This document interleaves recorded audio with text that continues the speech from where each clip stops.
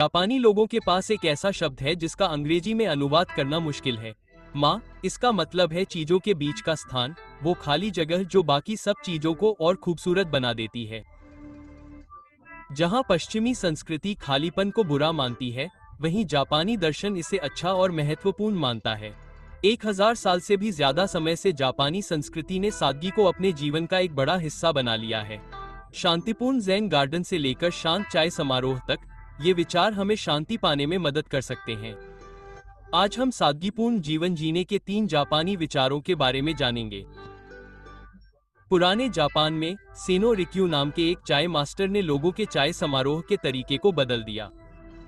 उन्होंने सभी फैंसी सजावट को हटा दिया। उन्होंने सोने के कपों की जगह साधारण मिट्टी के कपों का इस्तेमाल किया। उन्होंने बड़े हॉल की जगह छोटे कमरों का इस्तेमाल किया। इससे वबिशबी का पता चलता है, जिसका मतलब है उन चीजों में सुंदरता खोजना जो परफेक्ट नहीं है। वबिसाबी हमें सिखाती है कि हर चीज को परफेक्ट बनाने की कोशिश में जीवन कठिन हो जाता है। हम अपने घर को परफेक्ट दिखाने के लिए बहुत सी चीजें खरीदते हैं। हम दूसरों को खुद को परफेक्ट दिखाने की कोशिश में थक जाते हैं। परफेक्शन की यह चाहत हमारे दिमाग को चिंता से भर देती है। वबिशबी तरीका उन चीजों को स्वीकार करता है जो परफेक्ट नहीं है। एक छोटी सी दरार वाला कप एक कहानी कहता है। जब हम अपूर्ण चीजों को स्वीकार करते हैं, तो हमें बहुत अधिक खरीदने की आवश्यकता नहीं होती है। यह सादगी को खोने की भावना से मुक्त महसूस करने में बदल देता है।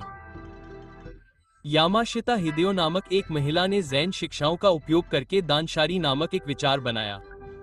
इस शब्द का अर्थ 3 चीजें हैं। पहली, उन चीजों को स्वीकार न करें जिनकी आपको आवश्यकता नहीं है। दूसरी, उन चीजों को फेंक दे जो आपके स्थान को भरती हैं। तीसरी, यह महसूस करना बंद करें कि आपके पास बहुत सी चीजें होनी चाहिए। ये केवल सफाई करने से अलग है, क्योंकि यह आपके सामान के बारे में आपकी सोच को बदलता है। बहुत अधिक सामान होने का मतलब वास्तव में भंडारण स्थान नहीं है।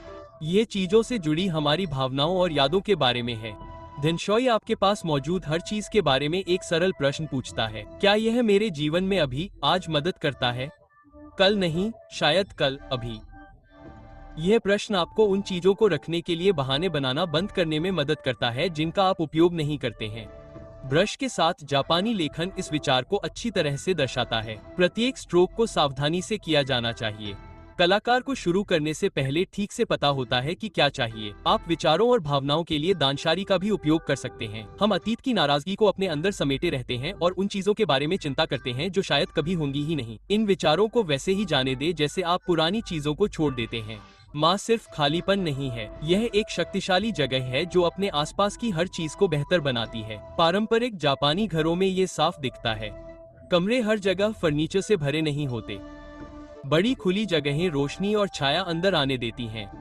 खाली जगह शांत सोच और जागरूकता के लिए जगह बनाती है। आज हमारे जीवन में हमने सारी गंदगी को हटा दिया है। हमारा शेड्यूल हर घंटे भरा रहता है। हमारा दिमाग हर पल विचारों से भरा रहता है। हमें डर है कि खाली समय का मतलब है बर्बाद किया हुआ समय। जापानी दर्शन कहता है कि इसके उलट सच है। गतिविधियों के बीच का समय तब होता है जब हम सीखते हैं और बढ़ते हैं। विचारों के बीच का शांत समय तब होता है जब हम चीजों को साफ तौर पर समझते हैं। सादगी से जीने के लिए आपको जानबूझकर माँ बनाना होगा। अपने कैलेंडर में खाली समय रखें। फोन उठाए बिना चुपचाप बैठें। बातचीत में आरामदायक शांति रखें। ये खाली जगहें छेद नहीं है जिन्हें भरने की जरूरत है। ये शांत, सादगी भरे जीवन का अहम हिस्सा है। जापानी दर्शन सादगी को एक ऐसी चीज के रूप में देखता है जिसका अभ्यास करके आप बढ़ते हैं, न कि एक ऐसी जगह जहां आप पहुंचते हैं। मात्सु ओबाशु नामक एक कवि ने लिखा है कि रहस्य बस यही है, अभी क्या हो रहा है। सादगी का मतलब है आज जो वास्तव में यहाँ है, उस पर वापस आना। इसका मतलब है स्पष्ट रूप से देखना और हर उस पल को पूरी तरह से जीना जो फिर कभी नहीं आएगा। सादगी का मार्ग जहां भी आप हैं, वहां से शुरू होता है। आज आप जो भी छोटा सा कार्य कर सकते हैं, बस वही काफी है।